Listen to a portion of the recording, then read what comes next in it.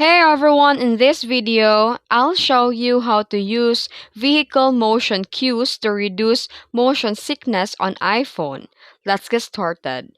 First, to turn it on, open the settings on your iPhone and go to Accessibility.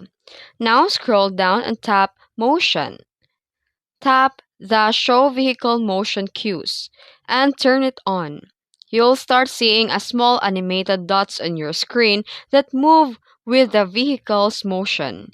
These cues help your brain match what you see with what your body feels, reducing motion sickness. You can also set it to automatic so it turns on only when your iPhone detects that you're on a moving vehicle. And that's it. That's how you use a vehicle motion cues to reduce motion sickness on iPhone. If this video helped you, don't forget to like and subscribe for more tutorials.